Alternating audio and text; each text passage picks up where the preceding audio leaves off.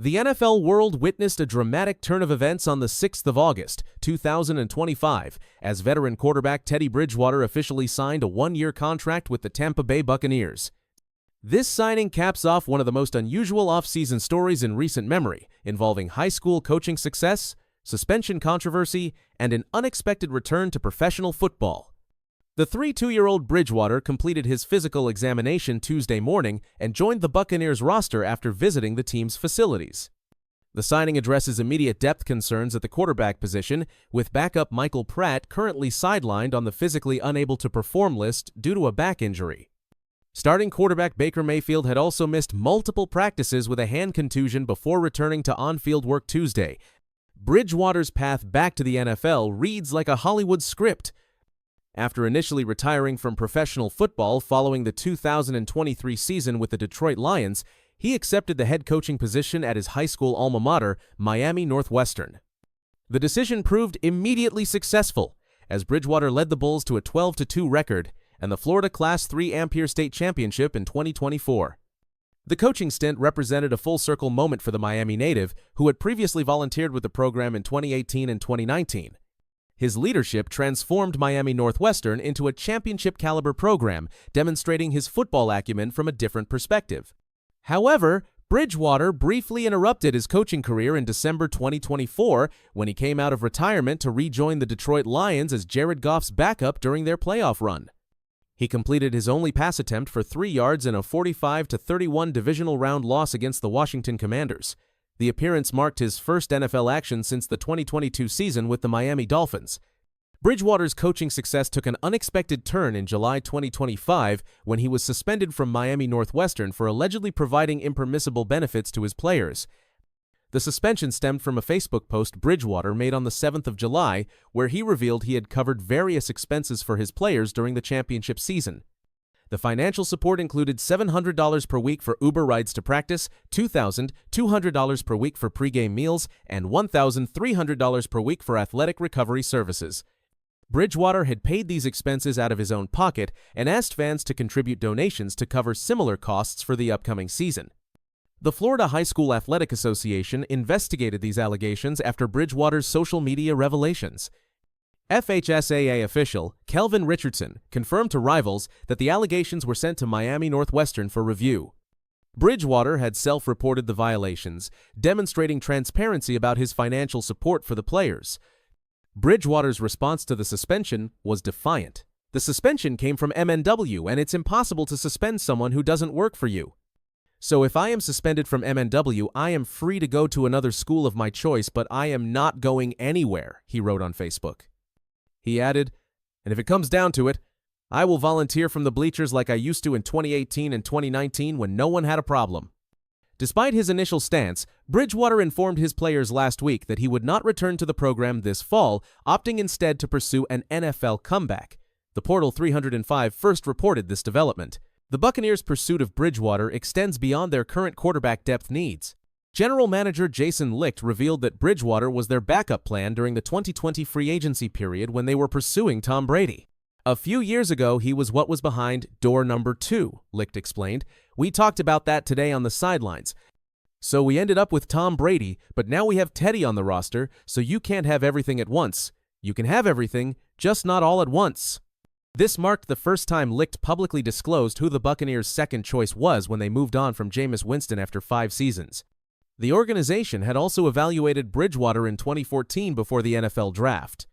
"We had him in here in 2014 before the draft. There might have been a situation where we would have taken him if he had fell a little further," Licht said. The Buccaneers' quarterback situation created the perfect opportunity for Bridgewater's return. With Pratt injured and Mayfield dealing with his hand issue, the team found itself with limited depth at the position. Kyle Trask, the current backup, has minimal NFL experience with 0 starts and only 7 total game appearances in 4 seasons. The former second-round pick from 2021 has completed just 4 of 1-1 passes for 28 yards in his career, attempting only 1 pass in 2024. Coach Todd Bowles emphasized the need for veteran experience in the quarterback room. "He'd bring us a wealth of experience at that spot," Bowles said after Tuesday's practice. "Obviously, we don't have it. Kyle's been here a few years, but he hasn't really played. Obviously, we have a new guy, Bazelak, just coming in. We need the extra arm. We think we need some experience in that room, and the more experience, the better." The coach also highlighted Bridgewater's potential impact on Mayfield's development. "I believe he can help Mayfield," Bowles said. "If he's here, he's definitely a guy that can do that. He's been in some of the systems that Baker has been in. He has a wealth of knowledge from a coaching standpoint as well as a playing standpoint. He can't do nothing but help." Bridgewater brings substantial professional experience to Tampa Bay. The Buccaneers represent his 8th NFL franchise since entering the league as the 32nd overall pick in the 2014 NFL Draft by the Minnesota Vikings. His previous stops include the New Orleans Saints, Carolina Panthers, Denver Broncos, Miami Dolphins, Detroit Lions, and New York Jets. Over 10 NFL seasons, Bridgewater has appeared in 79 games with 65 starts, compiling a 33-32 record as a starter. He has completed 1,372 of 2,067 pass attempts for 66.4% accuracy, throwing for 15,120 yards and 75 touchdowns with a 90.5 passer rating. His mobility adds another dimension, contributing 856 rushing yards and 11 rushing touchdowns. Bridgewater's most successful season came in 2015 with the Minnesota Vikings, where he earned Pro Bowl recognition after completing 292 of 447 passes for 231 yards and 14 touchdowns, while leading the team to an 11-5 record. His career trajectory changed dramatically in 2016 when he suffered a devastating non-contact knee injury during practice, threatening his future in professional football. Despite the setback, Bridgewater demonstrated remarkable resilience, returning to action and establishing himself as a reliable backup quarterback and occasional starter. His most productive season as a starter came in 2020 with the Carolina Panthers, where he started 15 games and threw for 3,733 yards. In 2021 with the Denver Broncos, he maintained a 7-7 record as the last full-time starting quarterback before Bo Nix's arrival to post a non-losing season. Bridgewater's football foundation was built at the University of Louisville from 2011 to 2013.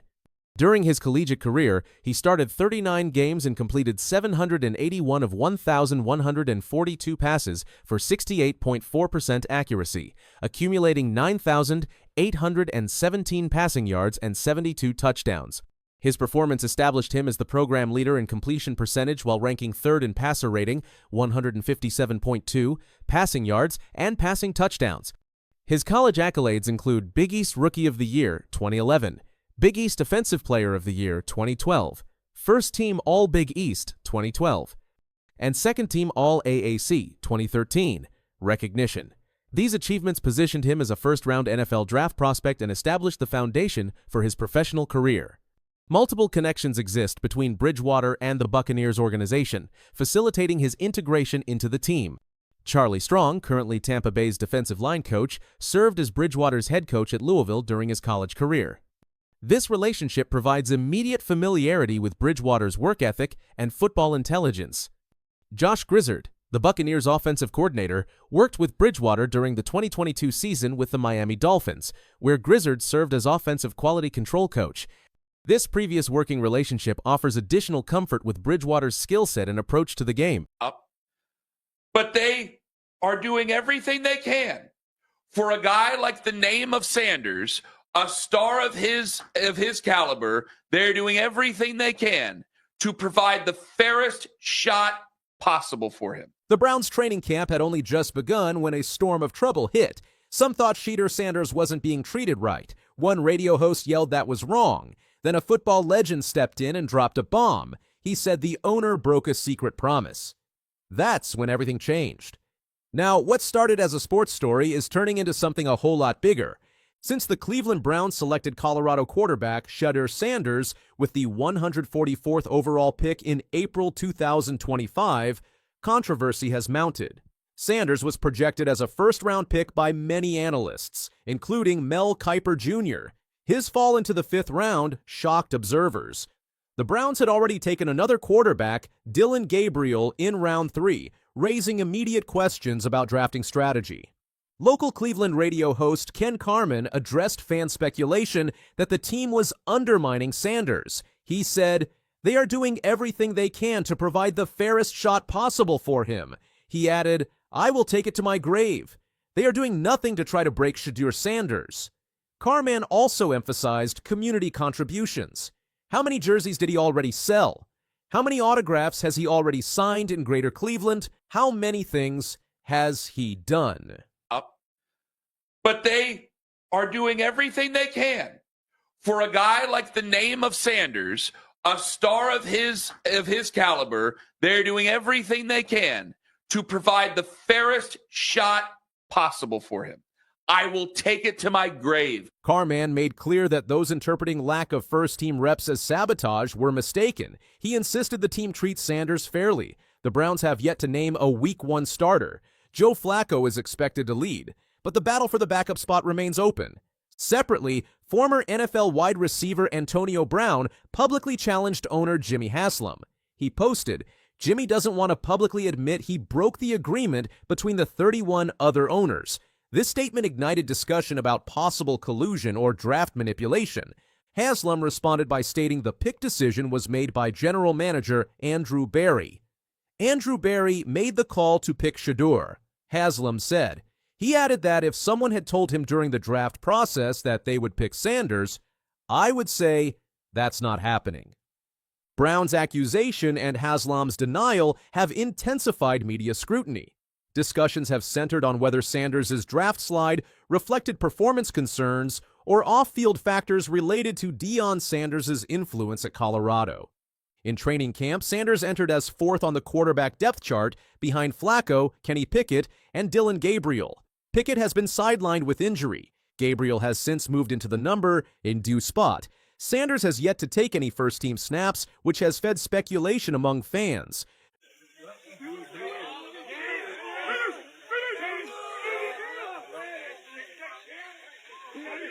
During his first padded week in camp, Sanders completed 42 of 60 passes, threw 5 touchdowns, and had no interceptions. In one session, he went 9 for 9 with 2 touchdowns. His early camp performance reportedly impressed analysts. ESPN's Mike Tannenbaum endorsed Sanders as a potential starter based on his ability and potential.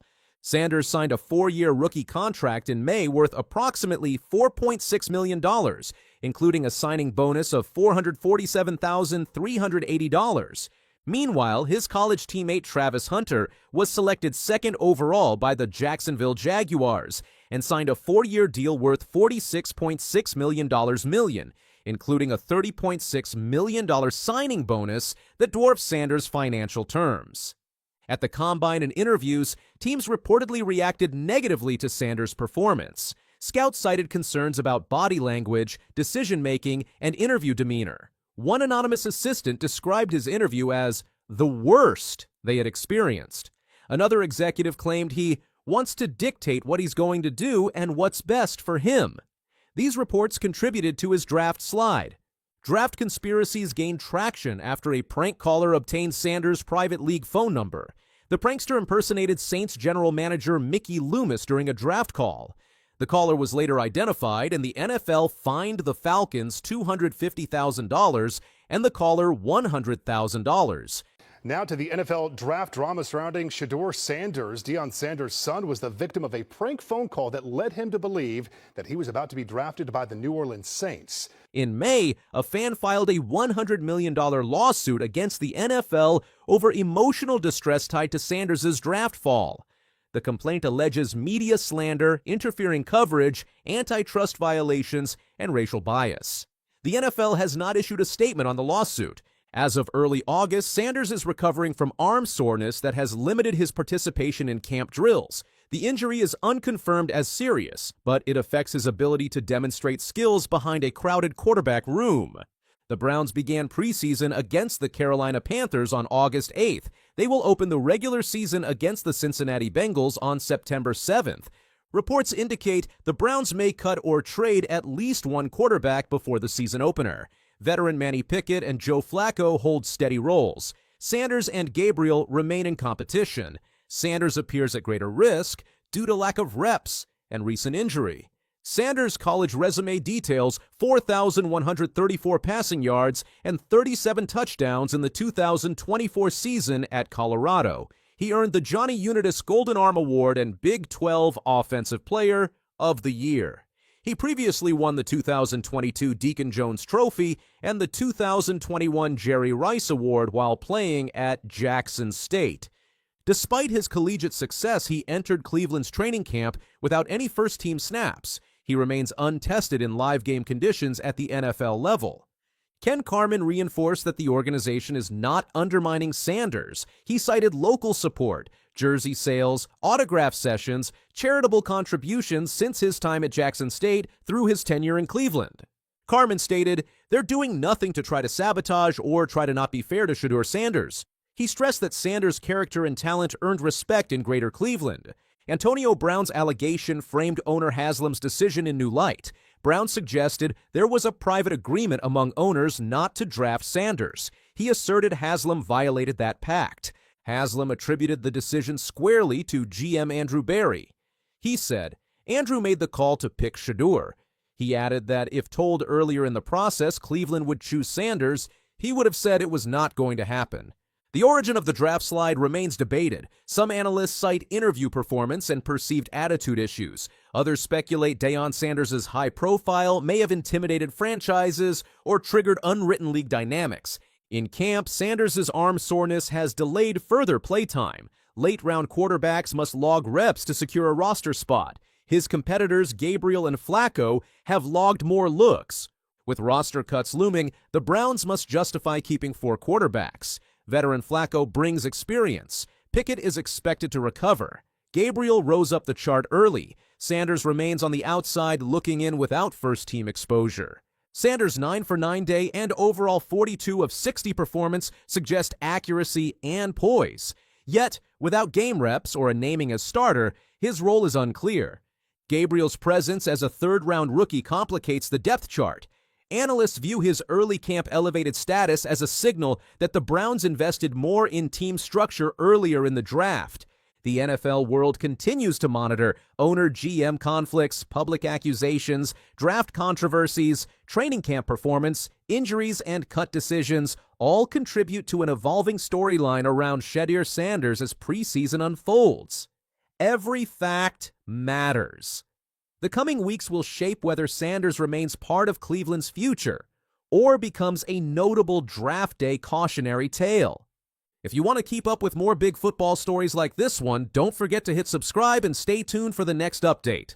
Now to the NFL draft drama surrounding Shedeur Sanders. Deion Sanders' son was the victim of a prank phone call that led him to believe that he was about to be drafted by the New Orleans Saints. ABC's Lara Spencer has more. Shedeur Sanders found himself at the center of draft day chaos after a cruel prank, traced back to Jeff Ulbrich's son, sparked outrage and sent shockwaves through the NFL community, culminating in a pointed response from Sanders that has left the Ulbrich family facing significant backlash, and the Falcons organization in damage control mode. The drama started on Friday, April 25th, when Shedeur Sanders, once seen as a possible first-round pick, was still waiting to be drafted on day 2. A video that quickly spread online shows the 23-year-old Colorado quarterback getting a call from someone pretending to be New Orleans Saints GM Mickey Loomis. Take you with our next pick right here, man. Yeah, yes, sir. Let's be legendary. Yeah, but you're going to have to wait a little bit longer, man. Okay. Sorry about that. The prank happened when someone called Sanders and said, "We're going to take you with our next pick, but you have to wait a little longer." Sanders looked confused and asked, "What does that mean?" What should have been a happy moment turned into a cruel trick that made him think he was about to be drafted. On Sunday, April 27th, the Atlanta Falcons said in a statement that 21-year-old Jax Ulbrich, son of Falcons coach Jeff Ulbrich, was behind the prank. They said Jax found Sanders' number on an open iPad at his parents' house and used it later to make the fake call. But wait, there is more. Further details revealed in an Associated Press report clarified that while Jax Ulbrich provided the number, he was sitting beside an unidentified friend who placed the call to Sanders, impersonating the Saints GM. This additional context has only complicated the situation, raising questions about multiple individuals' involvement in the prank. The Falcons attempted to distance Jeff Ulbrich from the incident, stating he was unaware of the data exposure or any facets of the prank and was made aware of the above only after the fact.